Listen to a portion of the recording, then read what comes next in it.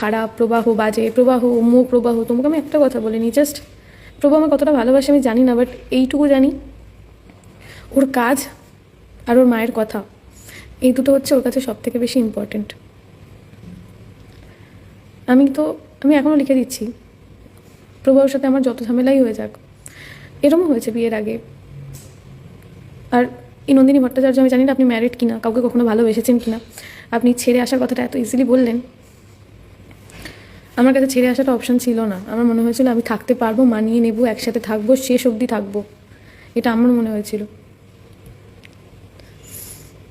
প্রবাহ আমাকে কটা গিফট দিল, আমি প্রবাহকে কটা গিফট দিলাম, আমি এগুলো হিসাবই করিনি কখনো। আর ভিডিওতে দেখানো সবসময় যা সারপ্রাইজ প্ল্যান করার আমি করতাম, সেটা আমার আশেপাশে সব লোকজন জানতো, তাতে আমার কোনো দুঃখ নেই যে আমাকে সারপ্রাইজ দিত না। হ্যাঁ, আমি ওর সাথে ঝামেলা করতাম মাঝে মধ্যে যে একটা তো গোলাপ আনতে পারো, এইটুকু অবধি, এর থেকে বাড়াবাড়ি কোনো দিন কিছু করি। শায়কের সাথে দেখা হতো, ইভেন এরকমও হয়েছে প্রবাহ নিজেও আমাদের সাথে গেছে। বেকার বেকার কেন শায়ককে এখানে টেনে আনা হচ্ছে আমি জানি না, হয়তো ফার্স্ট মেসেজটা আমি শায়ককে করেছি বলে তাই। তাও শায়ককে আমি এটা লিখেছিলাম, ভাই আমি ঘুমের ওষুধ খেয়েছি, আমি কি বাঁচবো না মরবো? শায়ক বললো আর ইউ ম্যাড?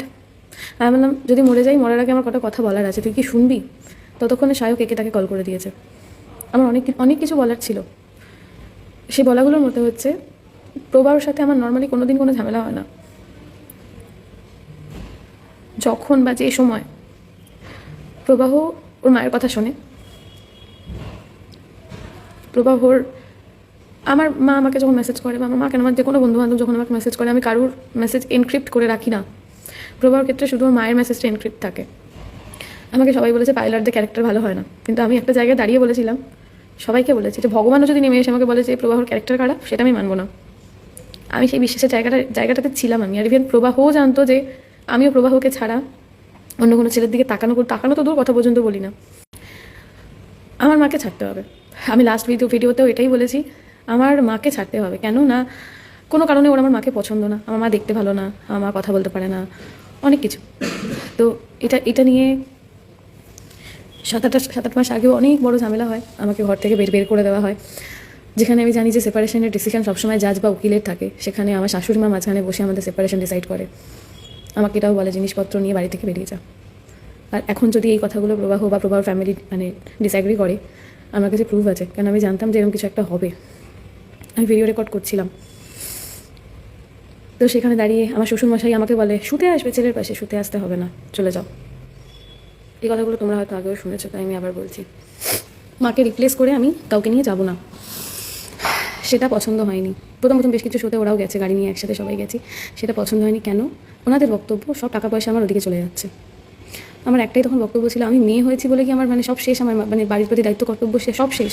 আমি প্রবাহ এখনও আসুক, সামনে দাঁড়াক, প্রবাহকে আমি বলেছিলাম যে আমি এখনই বিয়ে করবো না, বছর 2 টাইম নেবো, আমার ভাইটা স্ট্যান্ড করুক, ভাই কিছুটা চাকরি করুক, যাতে আমার ঘাড়ে সেই চাপটা না থাকে, যাতে তোমরা বলতে না পারো যে সব ওদিকে চলে যাচ্ছে।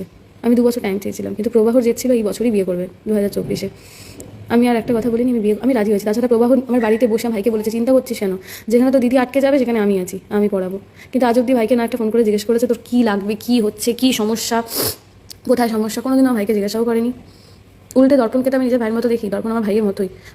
দর্পণে মাঝে মধ্যে বেশ কিছু আবদার থাকতো আমার কাছে, আমি সেগুলো যতটুকু পারতাম ফুলফিল করতাম, যতটুকু পারতাম। ও মিনি চেঞ্জ করো, তোমার মাকে দাও, আমার কিচ্ছু লাগবে না, আমি জাস্ট তোমার বউ, আমার এই নামটুকু লাগবে। তো সেখানে দাঁড়িয়ে রেজিস্ট্রি করতে চাইনি। বললে আমাকে তখন বললো যে শাশুড়ি মা বললো আমার ভাইকে যে ঘর থেকে বেরিয়ে যা, নিয়ে চলে যায় একে, সেপারেশনে থাকুক। আমি প্রভার দিকে যে তাকালাম, ও ব্যালকানির দিকে দাঁড়িয়ে ছিল, আমি প্রভার দিকে তাকালাম, প্রভা বললো হ্যাঁ চলে যাও, কী হবে দেখে চলে যাও, সেপারেশনে থাকুক, কাজে দেবে। তারপরে বিশ্বাস করবে না, আমি কুকুরের মতো প্রায় 1.5 মাস ধরে বাড়িতে এটা আনতে সেটা আনতে, আমার হেলমেট লাগবে, আমি একটা হেলমেট কিনে নিতে পারতাম না, আমার বাইকের হেলমেট লাগবে, আমার একটা জুতো রয়েছে, আমার 2টো জামা লাগবে, এই করতে করতে আমি মাঝে মধ্যেই আমি গেছি। যখনই গেছি তখনই প্রভাবকে আমি বলেছি যে একবার বলো না থাকতে, আমি থেকে যাচ্ছি। তো বাবা বের করে দিয়েছে, আমার কোনো যায় আসে না, তুমি শুধু বলো একবার থাকতে, আমি থেকে যাচ্ছি। তখনও অবধি প্রভাবের বক্তব্য না থাকতে হবে না, যাও সেপারেশন ঠিক আছে।